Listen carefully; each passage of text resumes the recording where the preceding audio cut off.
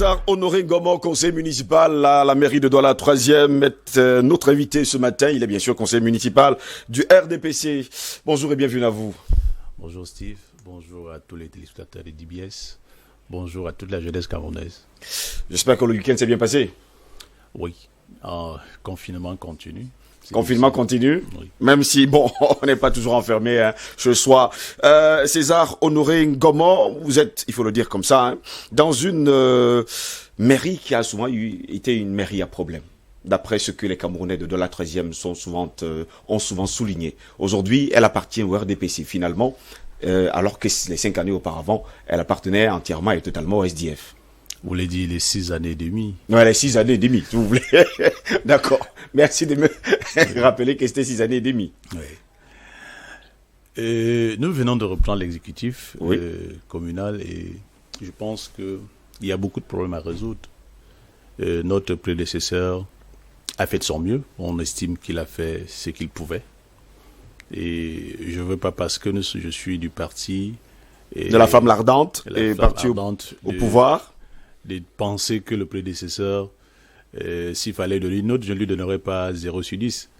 Tout au moins, je pense que sur la moyenne, même s'il est en dessous de la moyenne, il a fait ce qu'il pouvait à son niveau.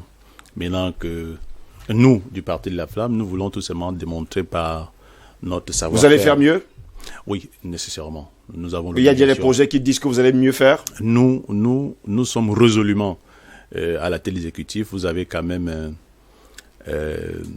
un féru de l'administration. Peut-être, comme certains le disent, c'est pas un politique, mais je pense que nous allons l'aider à s'adapter, à pouvoir associer l'expérience, la longue expérience qu'il a au niveau de l'administration et le rouleau politique dont nous avons l'habitude de pouvoir implémenter cette César Honoré Ngoma, vous êtes au moins au courant qu'il le 4 avril dernier, on a failli fermer l'hôpital de lycée de Luaba? C'est exact. Vous êtes au courant? Oui. Mais il n'y a eu aucune réaction de la mairie, ni aucune réaction d'ailleurs d'un conseil municipal. Oui, mais ce n'est pas toutes les réactions que nous allons venir détailler sur un plateau. Donc, il était question de pouvoir sauvegarder entre ces malades du Covid qui pourront arriver peut-être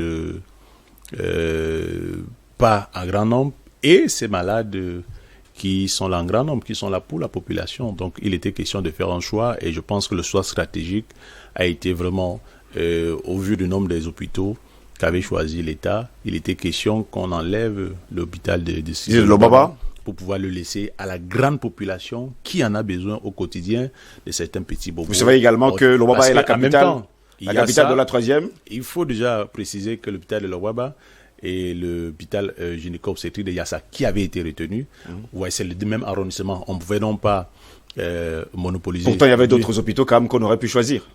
Oui, donc, ça c'est un choix stratégique. Nous, en tant que la politique se juge à plusieurs niveaux. Oui. Je pense qu'au niveau de l'arrondissement, il a été plaidé que l'hôpital de district ne soit pas mis sous la réserve de la quarantaine afin qu'on puisse accueillir les cas du Covid qui, il faut le dire à suffisance, qui sont de plus en plus rares dans notre arrondissement. Donc, on voyait très mal comment est-ce qu'on pouvait mobiliser 2 grands hôpitaux. Vous savez au moins que depuis ce jour-là, l'hôpital de Luaba souffre énormément du fait que les populations ont dans la tête que dans cet hôpital séjournaient forcément des malades du Covid-19. Oui, raison pour laquelle... certains ne viennent même pas dans cet hôpital depuis le 4 avril dernier. Oui, à raison, d'où la communication intervient. Elle doit intervenir, elle doit pouvoir rassurer la population que non, l'hôpital de Luaba n'est pas maintenu dans les cas du Covid. Il faut y aller si vous avez des problèmes, de soins. Mais je vais vous dire, on a eu la semaine passée le même cas à Limbe où un malade, en parenthèse, du Covid est arrivé, c'était une débandade totale parce que certainement l'hôpital dont le malade s'est présenté n'était pas préparé. Justement pour cela, tout le monde était en débandade parce que quand vous suivez les médias, les réseaux sociaux et autres, quand vous voyez même ces médecins qui sont censés nous protéger, nous apporter une solution dans un cas d'excès comme celui-là, être emballés comme ce qu'on voit de l'autre côté à l'Occident, vous voyez que ça crée une certaine psychose. Les médecins, ce n'est pas des machines. Les infirmiers ne sont pas des machines, c'est des humains, c'est des hommes. Ils ont des familles qui, chaque matin, lorsqu'ils sortent pour aller dans leur poste de travail, souhaitent les revoir. Et vous pouvez comprendre quelle peut être la psychose qui peut être amenée dans ce cas-là où un malade se présente et qui présente les symptômes, entre parenthèses, du Covid. Vous pouvez comprendre quand on n'a pas été... On va beau prêter le serment d'Hippocrate, mais vous comprenez qu'à un certain moment, d'abord sa famille. Bon oui, vous parlez justement de famille. Monsieur César Honoré Ngomor, je vais vous raconter une histoire d'ailleurs qui s'est déroulée à cet hôpital de district de Lobaba, où une jeune dame mariée depuis plusieurs années aujourd'hui a été éconduite de sa maison parce que son mari croyait justement, elle est infirmière dans cet hôpital, son mari a déclaré haut et fort qu'il ne la veut plus parce qu'elle va commencer à soigner les malades du Covid-19. Vous êtes un élu local, vous le savez quand même. Oui, ça fait partie des faits divers. En tant qu'élu local, je ne saurais encourager ce mari à avoir ce type de comportement. Le tout, c'est la communication. Oui. Si j'avais eu ce mari en face, je lui aurais montré les bien fondés. Et même, nous ne pouvons pas faire des omelettes sans casser les œufs. Nous n'allons pas parler du Covid. Et le Covid vient de quoi? Le Covid vient tout simplement du fait que nous avons eu des compatriotes, intentionnellement ou pas, n'ont pas voulu respecter les règles édictées par le gouvernement. Et il y a eu des échappées, et le gouvernement l'a reconnu. Donc, vous pouvez comprendre que si ça avait été respecté, nous n'aurions pas eu de cas. Bon, c'est là, le fait est fait. Il faut tout simplement rattraper.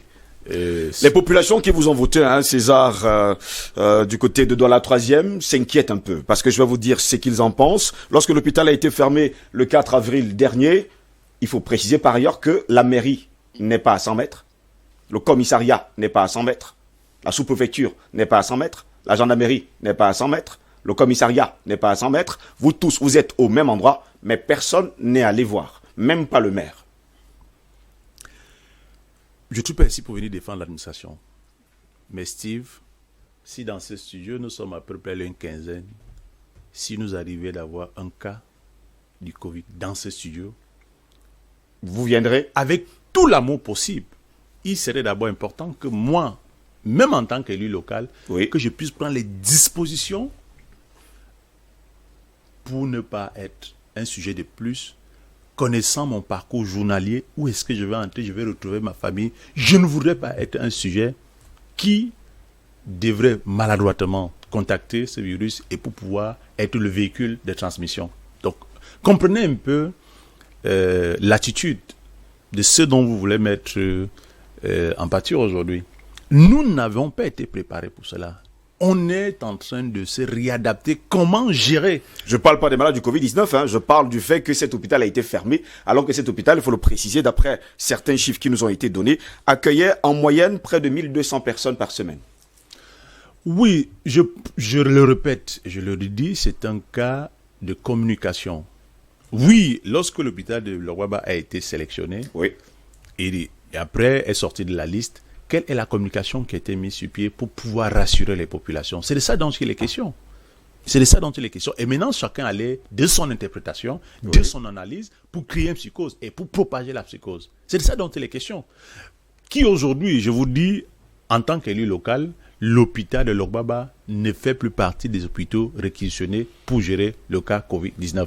Et même si c'était le cas, il était question peut-être d'apporter des précisions que même si cet hôpital est retenu, mais voilà le secteur qui a été retenu pour que si un malade arrive dans ce cas du Covid-19, il va de ce côté, il n'y aura aucun lien avec vous qui venez quotidiennement pour vos visites prénatales, pour vos visites pédiatries, pour les cas d'urgence, il n'y aura aucun. Et même les médecins qui sont chargés de pouvoir gérer ces cas-là n'auront aucun contact avec. C'est-à-dire c'est bien organisé. Je pense que c'est tout simplement ce qu'il faut pouvoir dire aux téléspectateurs. Vous viendrez en aide, vous en tant qu'élu local et surtout la mairie de la 3e, viendra en aide dans l'hôpital lycée Lobaba, qui a besoin d'aide d'ailleurs justement. La mairie a commencé à le faire, malgré que nous n'avons pas encore de budget disponible, mais le maire essaie de se battre avec son exécutif, le peu qu'il depuis que le maire est là, depuis qu'il a prêté serment, est-ce qu'il a fait d'ailleurs un tour à la mairie de à l'hôpital lycée Lobaba? Ben, c'est presque quotidien. Il tient les réunions presque tous les jours pour essayer de voir comment est-ce que ça.